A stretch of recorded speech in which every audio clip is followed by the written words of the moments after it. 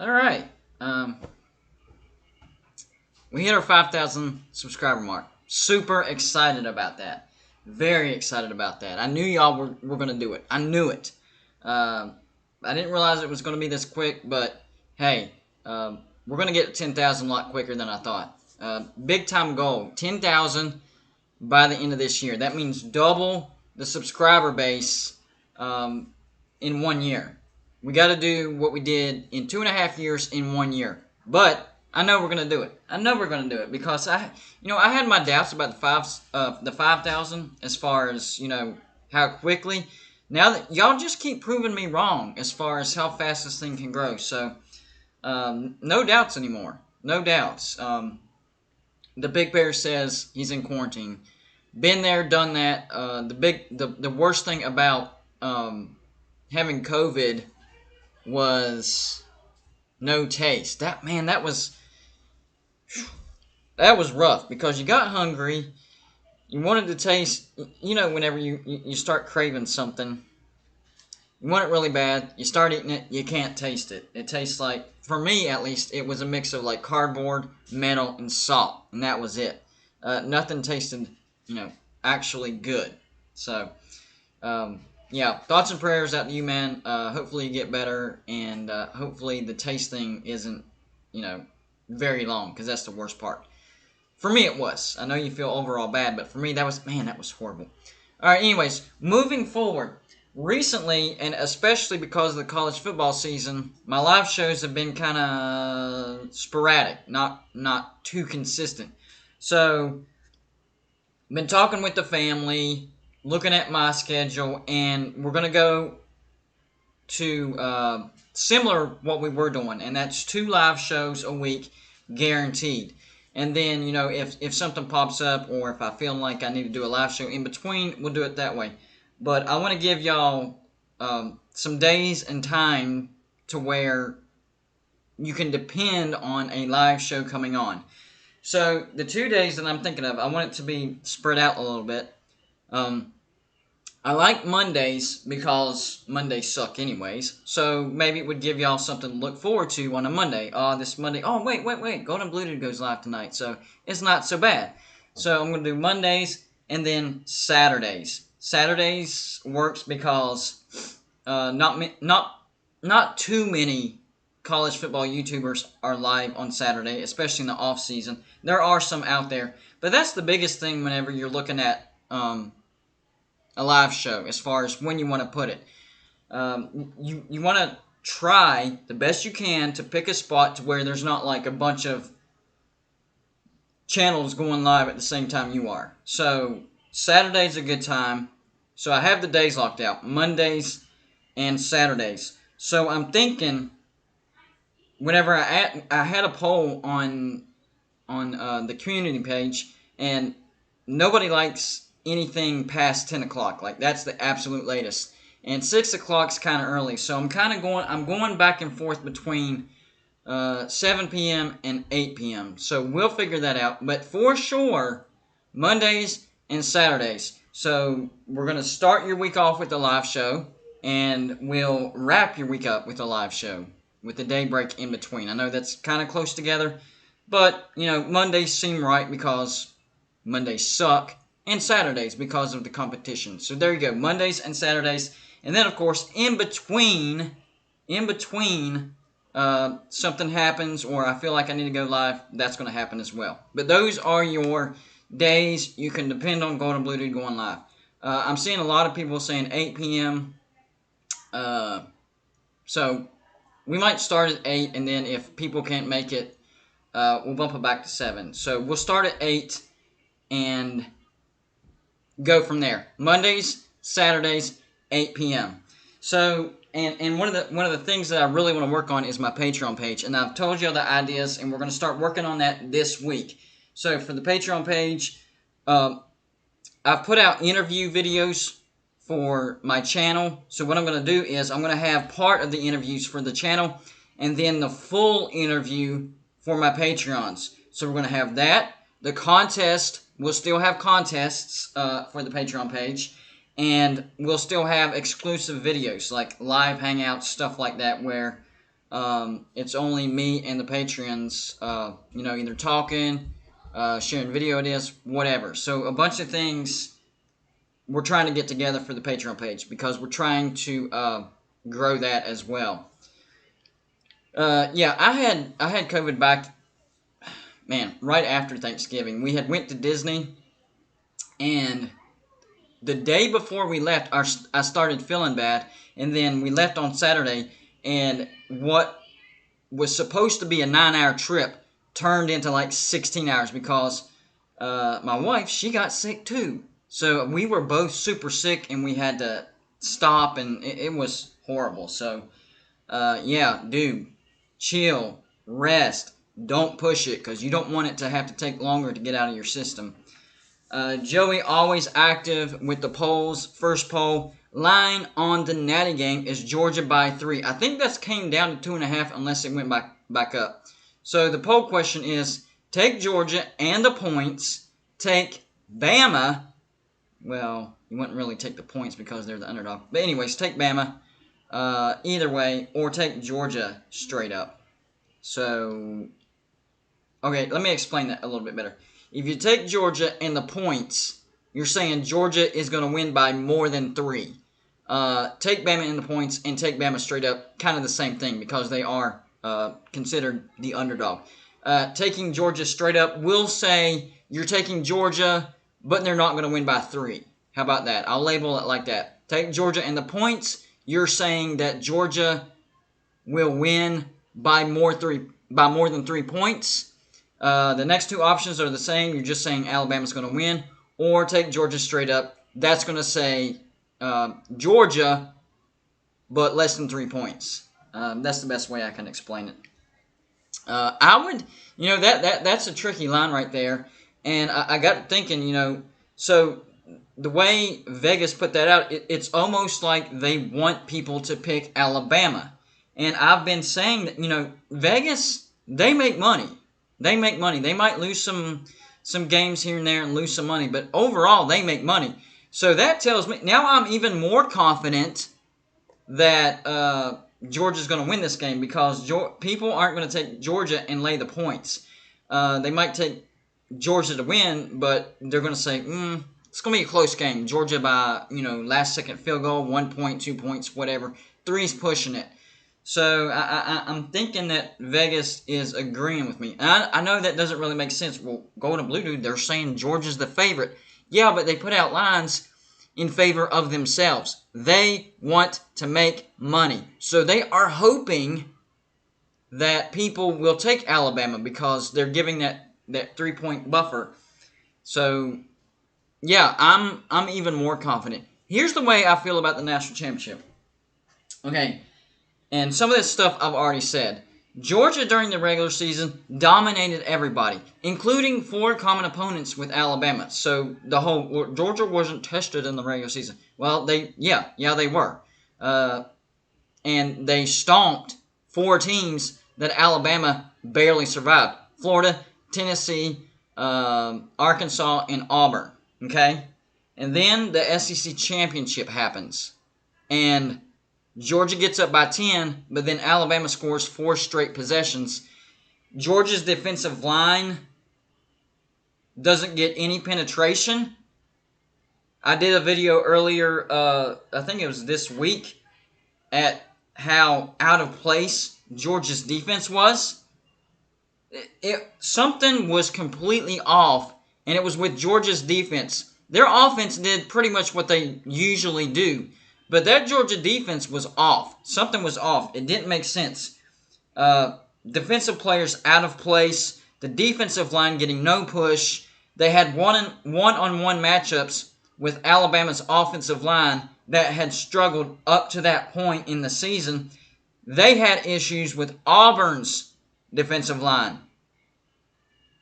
How do you have issues against Auburn's defensive line, but don't have issues against Georgia's defensive line? The whole thing's fishy. Fast forward to the playoffs. What does Georgia do?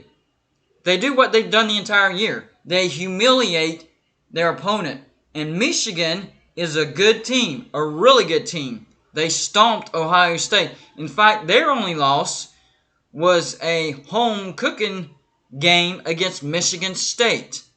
They had a touchdown taken off the board, and the rest pretty much gave Michigan State that game.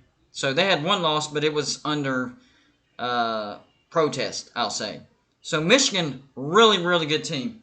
What did Georgia do to them? They stomped them. So the only game that they had issues was against Alabama. Now, there's a lot of things that go into this. Number one, it's hard to beat an elite team 2 times in a row. Oh, but wait a minute, Go to Blue Dude. Utah did that to Oregon. Oregon was not an elite team. What was their final ranking? What was their final record? Not an elite team. Not at all. Georgia is. We all know that Georgia is an elite team. So, yeah, it's going to be extremely, extremely difficult for anybody to beat a team like Georgia twice in a row. And Nick Saban is the greatest coach of all time. I am not disputing that. I am not an Alabama hater. Last year, if you've been a long-time subscriber, you know I predicted Alabama to have a great season, win the national championship. And I'm also not a closet Georgia fan. Because if you've been a subscriber since the beginning, in 2019, I was trash-talking Georgia. Why? Because Georgia can recruit at a high level, but at that time, yes, they had been in the national championship, but usually they're a 9-3, 10-2 type of team. So if you go back and see all the videos that I've done up to this point, it's got nothing to do with whether I like Alabama or not like Alabama or like Georgia or dislike Georgia. That doesn't change. I'm just telling you what I see. And through the totality of the regular season and the playoffs, and then that one game, the SEC championship game, Georgia has been the number 1 team in the nation. Alabama, through the totality of the entire season, and then for whatever reason, they look like a great team against Georgia all of a sudden. They had a lot of trouble with Cincinnati. Yes, they beat them convincingly, but if you watch that entire game, Alabama had more issues with Cincinnati than a lot of us thought that they would. I predicted Alabama versus Georgia in the national championship whenever the playoffs were released. And I really didn't think that Alabama would have hardly any issues with Cincinnati. Cincinnati put up a fight. They deserve to be in the playoffs. But Alabama just has too much talent. When you have that much talent, it matters, especially with a coach like Nick Saban. You give that much talent to a coach that's not very good, maybe it evens up a little bit. But with the greatest coach ever in the history of college football with that much talent, it matters, and it showed. But they did have issues. Georgia did. That game was over real quick. They even interviewed Michigan fans at the beginning of the game, and they're like, we're glad we had this great of a season, but my gosh, we were not expecting this. I don't think anybody was. Why? Because they focused on the SEC championship. They forgot about the regular season, and that's normal because you always remember the what happened just now, 5 seconds ago, whatever. And so they were kind of blindsided. Wait a minute, that's the Georgia of the regular season. Okay, well, I guess they were that good in the regular season. But what was up with the SEC championship? Altogether, it doesn't make sense. New poll question. Will Georgia go back to the D that got them there, or will they play Bama the same way as the first time? Options: dance with the one that brought you, use the same D as the first time, completely change the D altogether. And the interviews that I saw after the Georgia game, the defenders, the defensive players were like, this was a different game plan. They approached it completely different, and it was nonsense. They didn't need to. You don't fix something that's not broken. And I mean, maybe it was overthinking on Kirby Smart. Maybe it's the conspiracy that I've been talking about it. I'll admit it, because I mean that's what it looks like. Let's be honest. It looks like Georgia laid down for Alabama in the SEC championship so they could get into the playoffs. That's what it looks like. Now, whether that's actually true, I don't know. I'm just telling you that's what it looks like. We're gonna find out. What we're doing right now is all talk. It doesn't really matter. It doesn't really matter. So all these questions that I have, like, man, it looked like Georgia did the job, the laydown job for Alabama. Alabama fans saying, no, Nick Saban is in Kirby's head, and we're going to embarrass them again. We're going to find out real soon. And, if Alabama beats Georgia in the national championship, especially as convincingly as they did in the SEC championship, I absolutely promise you that I will put out a video apologizing, straight up apologizing to Alabama fans.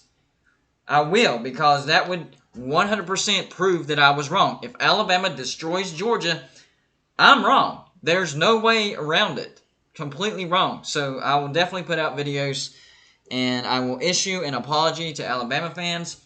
And, if that happens, Alabama fans can seriously start thinking about a three-peat. I'm telling you, in my preseason prediction videos, I said this would be the rebuild year for Alabama. Now, for Alabama, a rebuild year is barely missing the playoffs. And had Georgia beaten Alabama, what would have happened? They would have barely missed the playoffs. Next year is not, in no way, shape, or form, any type of rebuild for Alabama. They are not going to lose one stinking game. Yeah, I'm saying it right now. Alabama, next year is a wash. It's Alabama's to lose. They will have the most talent, which they usually do anyways, but they'll have experience to go with it. That's why I said Alabama would have their rebuild. Now, with Alabama, a rebuild is not the same as another team's rebuild. So, I was thinking, barely missed the playoffs, still a great season, New Year's 6, boom, 2022 will be Alabama's year. They'll be dominating everybody, and nobody will be able to stop them. And it looked like that's what was happening, especially after Texas A&M beat Alabama. When I was watching Texas A&M at the beginning of the season and they barely survived Colorado, I'm like, oh my gosh, Alabama. I might want to change my mind on it, because in my preseason prediction video, I predicted Texas A&M to beat Alabama, but I thought they would be better. It's like, man, that pick is not looking good at all. Well, they pulled a pretty big upset, and they did beat Alabama. After that, Alabama did have a nice bounce back against Mississippi State, but then they struggled against LSU. They struggled against LSU. They struggled against an Arkansas team that Georgia completely humiliated, 37-0. Arkansas didn't score one daggone point against Georgia. And they struggled against Auburn, 24-22. And that game went to overtime because the last 6 minutes of the fourth quarter, Alabama just started getting going. So, yeah, up until the SEC championship game, it looked like what I was saying was coming true. And then the SEC championship happened, and that changed everything. It changed how people looked at Georgia. It changed how people looked at Alabama. Because let's be honest, even Alabama fans going into the SEC championship game, they're like, I just hope we can keep it close. Because they know that they had been struggling up to that point. So one game, I have never seen a season like this where one game literally changed people's minds about a team that they saw throughout the entire season. There's always upsets. We know that. Anything can happen in any game. But even when an upset happens, it doesn't make you completely change your thinking towards a team. Oh man, that team showed up today and that team played down and boom, upset. And, now they're a different... No, it's just an upset. With the SEC championship, It wasn't that. Oh wow, Nick Saban proving he's in Kirby's head. Alabama's being Alabama, and all of a sudden they're getting hot, and they're the number one team in the nation. And now all of a sudden Alabama's thinking about three-peat. Before the SEC championship, if you would have mentioned three-peat, you would have got laughed at, even by Alabama fans. I guarantee that. Before the SEC championship, even Alabama fans would have laughed at you if you said, yeah, I think Alabama has a really good shot at three-peating. No, they weren't thinking that at all. So one game changed how I thought, in a way, about Alabama and Georgia, but still feels like and looked like Alabama laid down and allowed Georgia in the playoffs. Now, like I said earlier, the national championship will either prove me right or prove me wrong. The biggest thing for me, though, now is Alabama kind of has a small built-in excuse now. They don't have Mechie, and they're missing two of their starting offensive linemen. Last time I checked, maybe things have changed or maybe things will change. It's not like huge because Alabama has a ton of talent, but at the same time, it's there. Oh, well, you know, Georgia looked good against Alabama in the national championship because we were missing this person, and this person. So there's always now there's a soft landing for Alabama if that were to happen. So I'll be listening for that. If Georgia does what I think they're going to do, I'm definitely going to be listening for that from the news outlets, from Alabama fans, Alabama sports outlets, all that stuff. I'm going to be keeping my ear out on that particular storyline. And I actually have money on this game, $120. $120. I'm picking Georgia. I'm actually laying the points. I think Georgia, if Georgia wins, it's going to be at least by a touchdown. That's my opinion. If they lose, it doesn't matter. I'm going to lose anyways. So I'm taking Georgia laying the 3, and it's 120. Now, this is not a Vegas bet. This is a Facebook group bet. Now, let me explain that. I went in to a pool, $20. We did the entire season from week 1 through the bowls. This is the last game. The worst I can finish in that pool is second place. The worst. The absolute worst. Okay? That's the worst. And second place, you win $115. First place, which I am in first place, but if my pick loses and his pick wins, then we flip. First place is $335. So there's your $120 right there. I'm picking Georgia, and it was against the spread. This wasn't just picking winners. We were picking winners against the spread. Spread picks. So yes, this national championship pick is worth $120 to me. And I am taking Georgia. And I'm pretty sure the dude that I'm going up against for that first spot is taking Alabama. And that doesn't mean that Alabama even has to win. That means Alabama has to lose by less than 3 points. So, there you go. If he wins and I lose, we're actually tied. I don't know what the tiebreaker is. Maybe it's the score, something like that. We'll figure it out. What I'm saying is I'm betting that $120 for first place on Georgia. Now, I could cheat. There is actually a way to cheat. And the way you can cheat is wait for the other person to pick. If I wanted to do this, I could. I'm not gonna. You already know my pick right now. Georgia lay the 3. But if I wanted to, I could wait until that dude picked the game and then just picked with him. That way, if our pick loses, we both lose. I'm still in first place. If both our picks wins, I'm still in first place because he doesn't gain a spot. So a lot is on the line for the national championship for me. So $120, Alabama apology. Yeah, I have a lot riding on this. Let's do a quick shout out to the chat section real quick. We do have, let's see, Perry Rushing, the Pig Bear. He's the one that's in quarantine. Thoughts and prayers, bud. Get better soon. Baylor Man, Jeff Grimm, Eric Morgan, Brendan Baker, the Mountaineer Effect. Y'all should go check out that YouTube channel, especially if you're a West Virginia fan. Yvette Stowers Foster, Eric Morgan, MBS Central. We also have Joey Foster working the chat and the polls. So y'all need to give him a special thank you. He's working his rear end off right now. TND, Scotty B, the Baylor King. Did I miss anybody? Big Nasty in the house. Let's see. Crypt Keeper.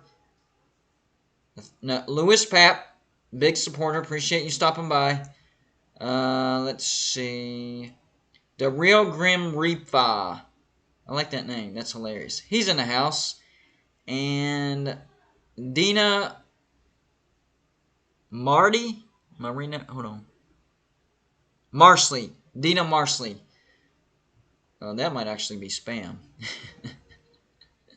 I just shouted out spam. Oh well.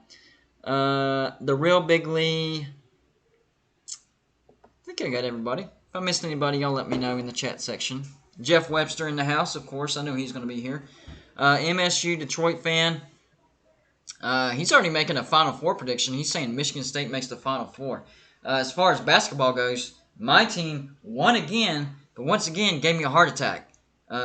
West Virginia beats Kansas State 71-68, and Kansas State was super, super undermanned. But 12-2, I'll take it all day long. I did not see that coming at all. So I am pleasantly surprised. If anybody wants to support Golden Blue Dude financially or monetarily, super chat button down on your bottom right. That's the $sign. I'll read your comment, shout you out, all that good stuff. And Joey will put the PayPal link if you want to donate to the PayPal. Just in case y'all missed my live show the other night. I had some people running their mouth about me. Apparently I said something that rubbed them the wrong way, or that they kind of twisted and made it sound like something else. Alright, so there was a couple of live shows where I mentioned what I just mentioned as far as the Super Chat and the PayPal. And the way I explained it was, this is my full-time job now. And that, of course, I appreciate any type of financial support. I went on to say that I had quit my job, bills don't stop, things to help improve the background cost money. Well, what they did, and I don't even know who they are, because the names that were mentioned aren't regulars. Like if it was Jeff Webster, I'd be like, man, why did he say that? He knows me better than that. But it was names that I didn't really know all that much. What they did was they went over to 365 and were saying, Golden Blue Dude's over there begging for money, whining that he quit his job and that he's in financial trouble, that his lights might get turned out, he might lose his water, his cable might get disconnected, Wi-Fi might go away, all that stuff. So me saying, hey, this is my full-time job, I appreciate any type of donation or support, means that I'm in trouble and that my electric might get turned off. Yeah, that's not what's happening. So whenever I say that, let's just be clear on that, because I thought that was hilarious. Number one, they didn't say anything in the comments section. No, they didn't say anything in the comments section. They went to another platform, bigger platform, 365. Whenever they go live, they got 200, 300 people at once watching, and usually it gets 2,000, 3,000 views. So they're in there running their mouth on a bigger platform, making stuff up. Golden Blue Dude must be in trouble because he's on his live shows begging for money. No, that's not what's happening. And if that's how you classify it, then all YouTube channels that can monetize are begging money, because that's just how live shows go. You mention it, and that's how it is. So I just thought that was hilarious. And in case you weren't here for the other live show when I mentioned it, I wanted to bring that up. The Real MVP 24, he's saying his Cats aren't going to the Final Four. I'm guessing Kentucky fan. and that Kentucky, a blue blood in basketball, not going to the Final Four. I'm definitely looking forward to whenever the brackets come out, because last year we did it extremely successful, and we're going to do it again. So whenever March Madness rolls around and the brackets are being revealed, we will be live as they are revealed. And I tried to take a different approach this year, and kind of, usually I think about it, try to look at the matchups, try to pick the upsets. But on that live show, I try to just, gut feeling. Whatever pops in your head, that's written down. Yeah, that doesn't work. So if there's anybody out there that has a great formula that's been successful for you as far as having a pretty good bracket, no busted brackets, please let me know, because that's the one thing that I struggle sometimes with is the brackets whenever March Madness rolls around. So I can say from experience, when you try to go with your gut, first thing that pops in your head, probably one of my worst brackets ever. So I would not encourage that. You need to think about it a little bit. Now, if it comes down to your gut versus overthinking it, then yeah, you might want to go with your gut. But don't just shoot from the hip, because trust me, it does not work at all. Tyler Jenkins says, "Hey, I joined, brah, appreciate it, and been watching, LOL." Hey, hitting the like button. Hey, I forgot to remind y'all to hit the like button. It's simple, easy, free, and it helps these live shows tremendously. Because when you hit the like button, it hits the YouTube algorithm. When it hits the YouTube algorithm, it gets suggested more. When it gets suggested more, there's more people that can click on it, and we get more people into the show.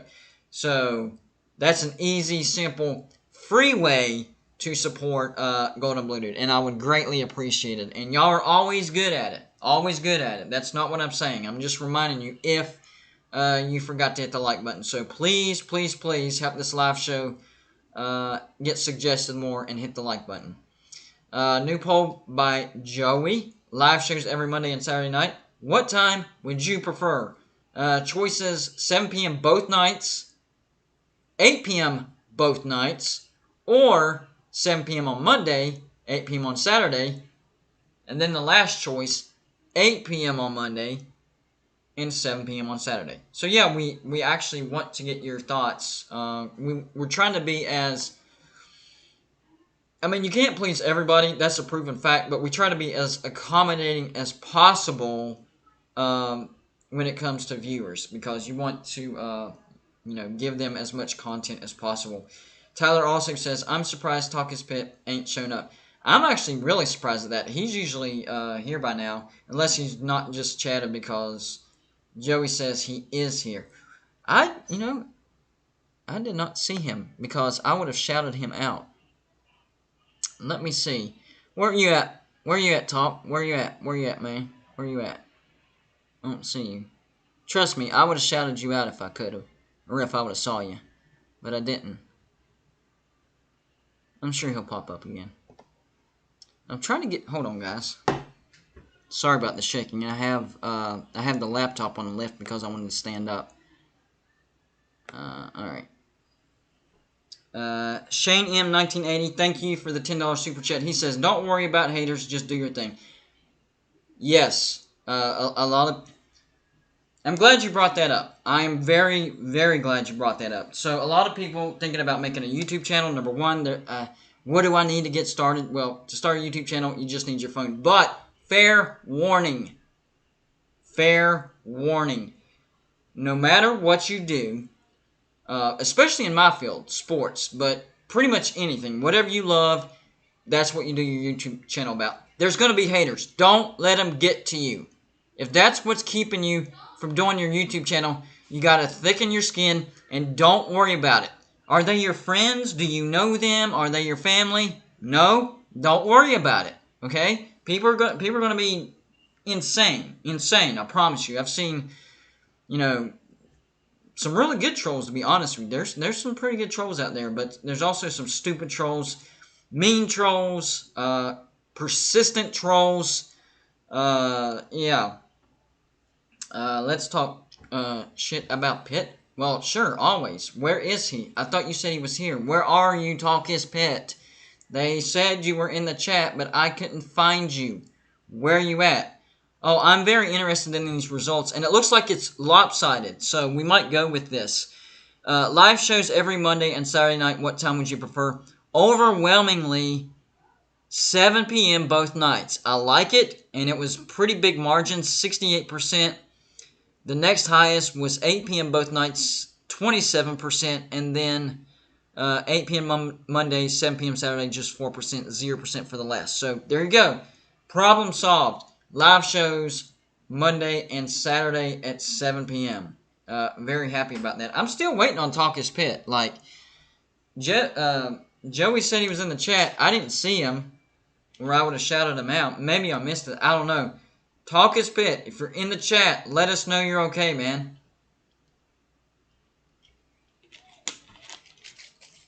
He's actually the Pitt subscriber that I'm going with to the West Virginia Pitt game in Heinz Field, the big ketchup bottle. And I've assured him, I know he was stressed out about it, that Heinz Field won't be packed out. I said, Talk is Pitt. I promise you, man, West Virginia fans will make sure that Heinz Field is packed out, even if we got to buy most of the tickets. Don't worry, man. Don't worry about that. We're going to make sure that it's a sellout. So if you're watching, man, we got your back. West Virginia fans got your back. All right, so I was waiting on my phone to get enough power to where I can do a call-in show. It's still low. I got it plugged up, so we're good. So I'm actually going to turn this into a call-in show. Now, don't call in yet. I'm still turning on my phone. But if you have the call-in number, as soon as I give you the go-ahead, you can call in. If you're watching or you're a subscriber and you don't have the call-in number and you want the call-in number, all you have to do is email us at refsuck@gmail.com. Joey's going to put it into the chat. When you send us the email, tell us your name and, more importantly, the number you're calling from. Once you do that, we will send an email back telling you, giving you the number to the live show. And hold on, guys. For those of you that already do have the call-in number, 1 second. It's powering up.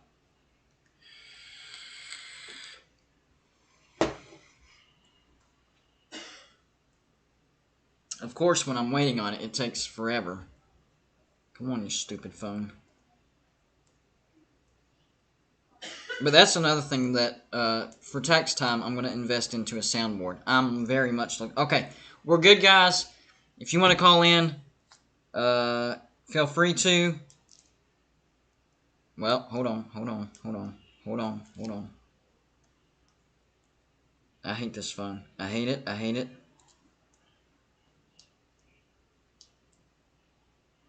Alright, I think we're good. Alright, we're good. Yes, so if you want to call in, you may call in now. If you don't have the number, email me, name, number. Dadgummit.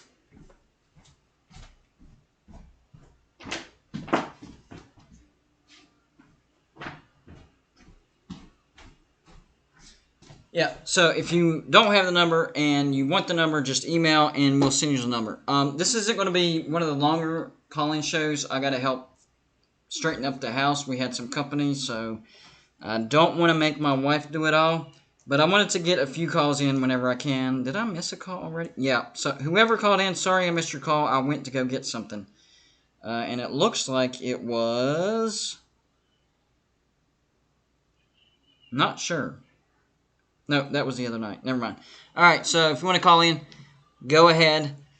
It's not going to be a very long call-in show because I got some other stuff I need to take care of. But if you have something on your mind, you want to talk some trash, give a national championship prediction, even basketball. You know, we're starting to wind down the college football season. One more game left. Man, that's depressing. I know it's the game that we look forward to the most.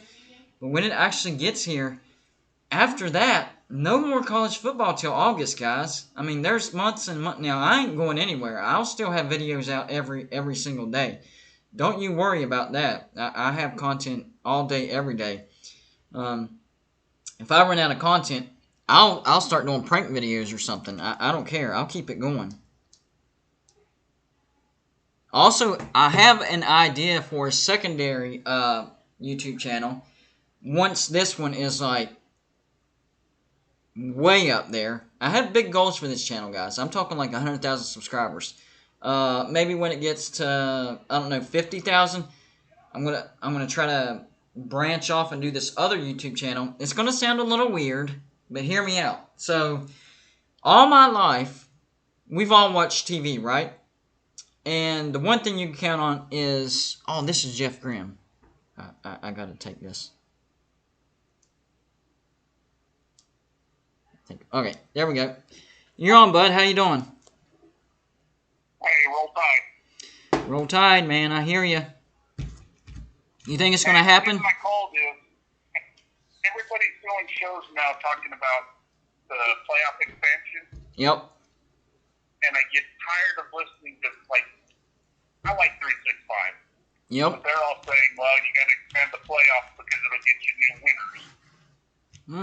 But the problem is, it really won't. Yeah, I agree with you. FCS, North Dakota State won today for the 9th time in 11 years. Yep. I think, my thoughts on that, I don't think it gives you a different winner, but I do think it gives you more parity. I think you have more matchups, teams that maybe have never played each other, and this gap of, because let's face it, the first round of the playoffs this year, both of them were blowouts. That's starting to get too normal to me. Before this year, we were seeing at least one blowout in the first round, and then this year, 2 blowouts. So I think that's the biggest argument as far as if you want to expand the playoffs. Maybe it's more watchable football, is how I would phrase it. How would you agree with that part? Well, I'm for expanded playoffs. Really, I am. Right. I hope they go to 16 teams. But the thing I don't want to see is, and this will help stop a lot of the blowouts, is don't get participation trophies. Right. Yes. Make conference champions be in the top 25 to make the playoffs. Right. I agree with that. I do. I know it'll be a fluke year that a 3-loss team or a 4-loss team would win a championship.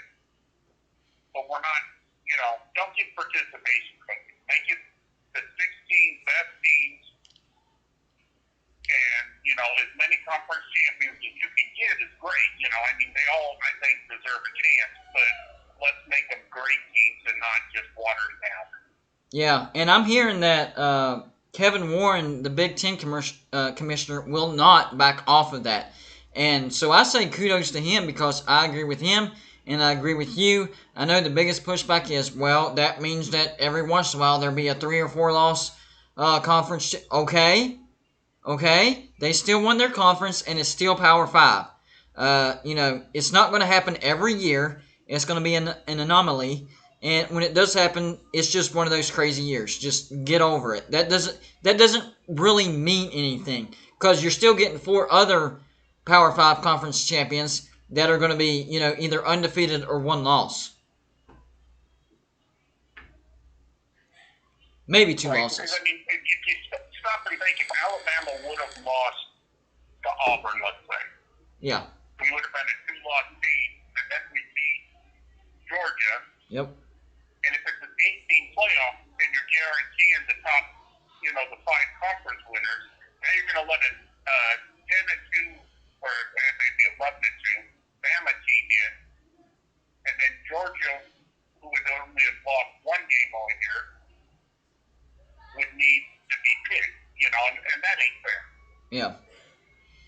Yeah. Shane, I saw this comment. Shane M. 1980 says, too many playoff teams destroys the regular season. Not if you do it the way we're describing it, and that's win your conference championship and you're in. So if you reward winning your conference championship, then it really doesn't mess with the regular season. It adds an extra game, but at least we're getting more towards normal. Because let's face it, college football is the only type of sport that doesn't have at least a 12-team playoff. Every other stinking sport does. Soccer, NFL, MLB, FCS, NHL, all of them, NBA, they all have at least a 12-team playoff. So I disagree with that.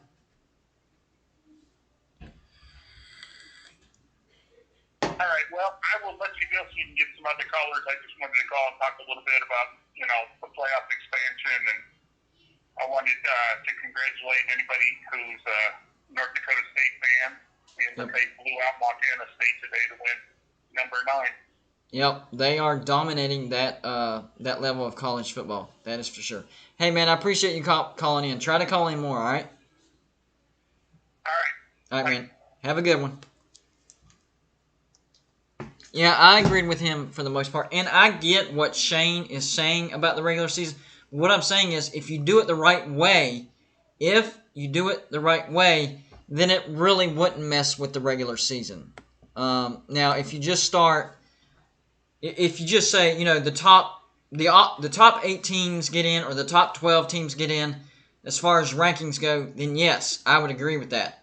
But if you reward just the champions and then just a few at-large bids, then I don't think it does. And it would be an interesting debate to get those at-larges versus the other group of 5 champions.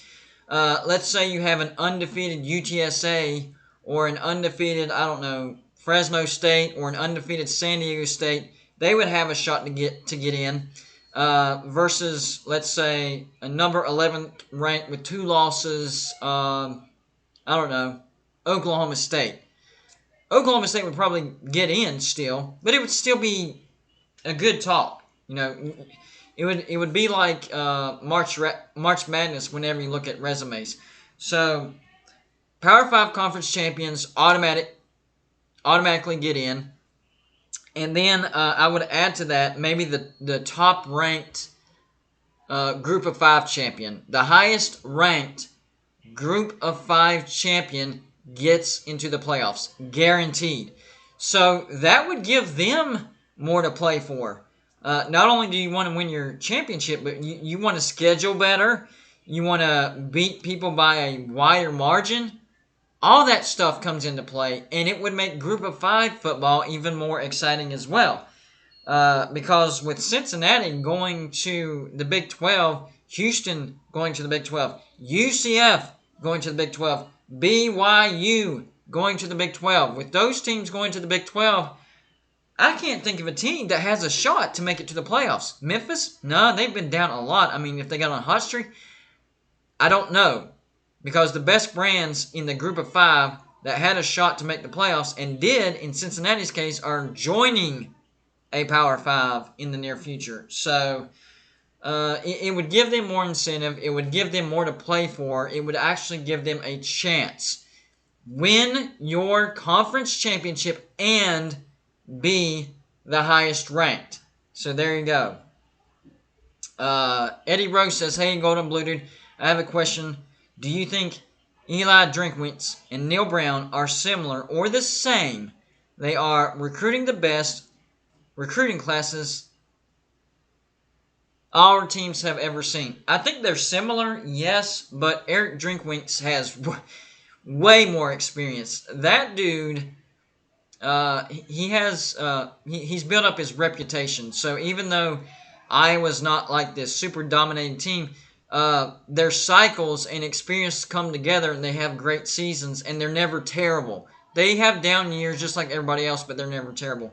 With Neil Brown, he still has a lot to learn. I think he's recruiting at a high level, but the fan base is running out of patience. In his defense, though, I will say Shane Lyons has 100% bought into Neil Brown and will give him that 5 years that he needs to rebuild, because Neil Brown isn't just building West Virginia, he's rebuilding, and he had to do it from the ground up.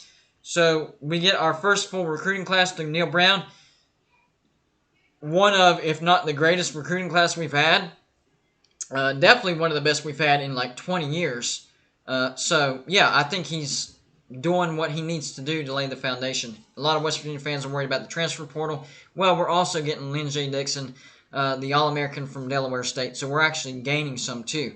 And let's be honest, West Virginia's offense was trash.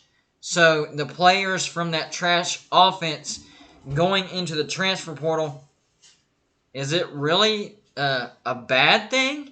If they're players that were part of a bad offense and they're going into the portal, uh, I don't think that's necessarily a bad thing. And then you get fresh new people in. Nico Markham, we're super excited in West Virginia about him. Let me check the time real quick. See, okay, yeah, we're a little over. All right, guys, I'm gonna hop off here, but let's see. I missed a couple names. Brownie Talk Sports Network, shout out to you. And John Park. Benji Holland stopped by. I try to shout out anybody that stopped by. Cinnamon Minson 06 stopped by. Appreciate you stopping by. Sorry y'all caught the tail end of the show. We were trying to figure things out. So, new schedule for sure. For sure. Golden Blue Dude. Mondays. That way it's not going to suck as bad. You have a live show to look for. 7 p.m. And then Saturdays to kind of wrap the week up, 7 p.m. as well. So, it was a productive show. Glad y'all stopped by. See, that's why I'm trying to nail down times. That way, you don't have to worry about catching this at the tail end.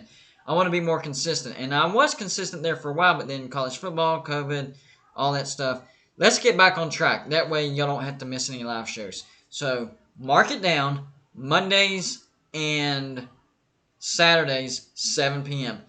Before I get off here, Cinnamon Minson 06 kind of got me going on this. Let's see your national championship prediction. I'll call them out real quick. And don't forget, hit the like button. That's simple, easy, free. And if you want to support the channel financially, super chat down there on your bottom right with the $sign. You can either do it that way or through PayPal. PayPal, and Joey just posted the link to that. Either way, we appreciate your support to keep the channel growing. 5,000 subscribers. Whenever I laid out my goals for this channel, 5,000 was by year 5. And that's still not bad. So year 1 was to get 100. We actually passed that easily. Year 2, and I wrote this down, was to get to 500. Year 3, 1,000. Year 4, 2,500. And then year 5, 5,000.